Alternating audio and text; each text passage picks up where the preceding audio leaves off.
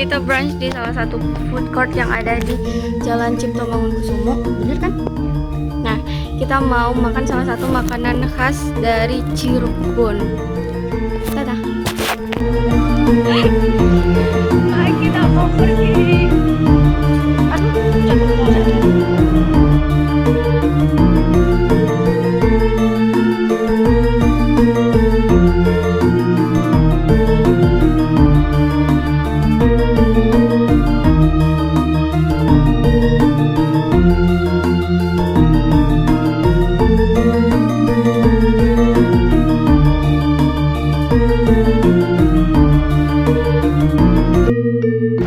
Kita udah sampai di food courtnya.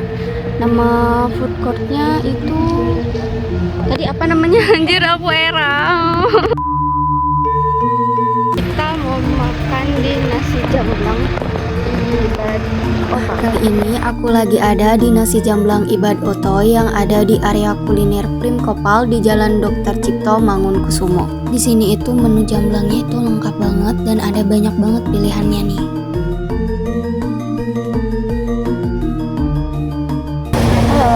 Sekarang aku udah dapat ada nasi jamblangnya.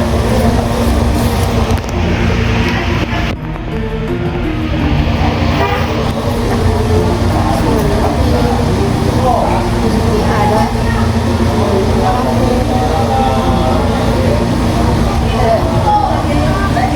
telur, ada kedel, udah, dan juga ada sambal.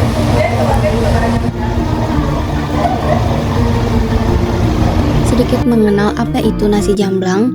Sega jamblang atau yang biasa kita sebut nasi jamblang merupakan salah satu sajian kuliner khas Cirebon yang cukup populer. Rasanya yang nikmat dan harganya yang cukup terjangkau membuat nasi jamblang banyak sekali digemari oleh berbagai kalangan masyarakat.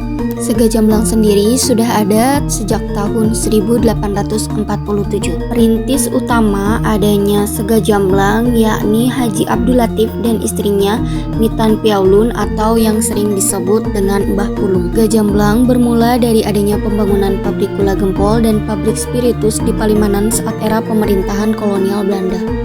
Kala itu, pembangunan dua pabrik tersebut banyak menyerap tenaga kerja yang berasal dari warga sekitar maupun dari wilayah lain. Di antara mereka ada yang bekerja sebagai kuli bangunan dan ada juga yang bekerja sebagai buruh pabrik. Tidak sedikit dari para pekerja itu harus berangkat pagi-pagi buta, terutama bagi mereka yang rumahnya jauh dari lokasi pabrik. Sebelum melakukan aktivitas, para pekerja tentunya membutuhkan sarapan. Namun, untuk menemukan penjual nasi, para pekerja merasa cukup kesulitan sebab pada saat itu ada anggapan jika menjual nasi merupakan sesuatu hal yang dilarang atau sebuah pamali. Hal inilah yang kemudian mendorong Haji Abdul Latif bersama istrinya Nitan Piaulun atau Mbah Pulung untuk membuat makanan berupa nasi bungkus dengan beberapa lauk pauk. Si bungkus dengan beberapa lauk pauk itu sengaja disiapkan untuk diberikan kepada para pekerja sebagai bentuk sedekah. Kabar adanya pembagian nasi bungkus yang dilakukan oleh Haji Abdul Latif bersama istrinya Nitan Piaulun atau Mbah Pulung ternyata menyebar. Hingga akhirnya semakin banyak para pekerja yang meminta sarapan. Meski begitu, Mbah Pulung selalu menolak ketika para pekerja memberikan uang. Namun, para pekerja itu kemudian berinisiatif untuk memberikan imbalan ala kadarnya kepada Mbah Pulung.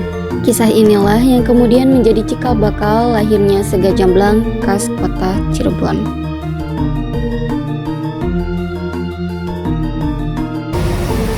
Habis ya. Enak. Kalian harus kesini. A few moments later. Nah, sekarang aku bakal ngajak kalian ke Masjid Agung Sang Cipta Rasa.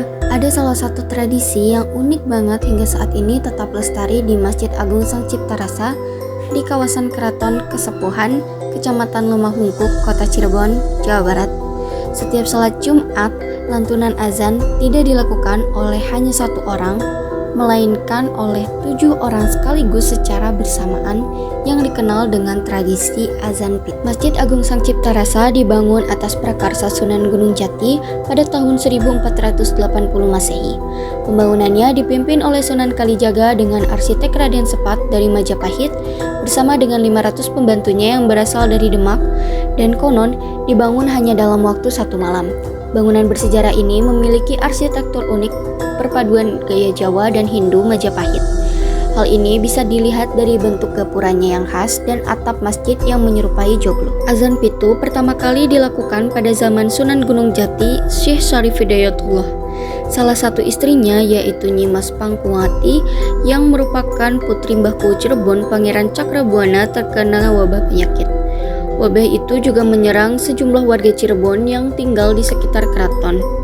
Beberapa upaya dilakukan untuk menghilangkan wabah penyakit itu. Setelah berdoa kepada Allah, Syekh Syarif Hidayatullah atau Sunan Gunung Jati mendapatkan petunjuk bahwa wabah di tanah Carubah atau Cirebon tersebut akan hilang dengan cara mengumandangkan azan yang dilantunkan oleh 7 orang sekaligus. Sunan Gunung Jati akhirnya berikhtiar dengan bertitah kepada 7 orang agar mengumandangkan azan di Masjid Agung Sang Cipta Rasa sebagai upaya menghilangkan wabah tersebut.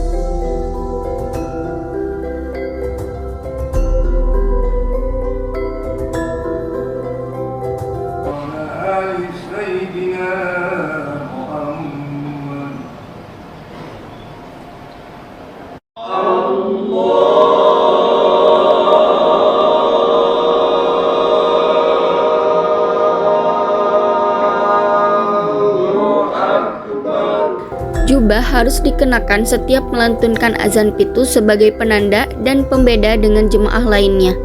Meski dilakukan oleh 7 orang secara bersamaan, lantunan azan pitu tetap terdengar baik.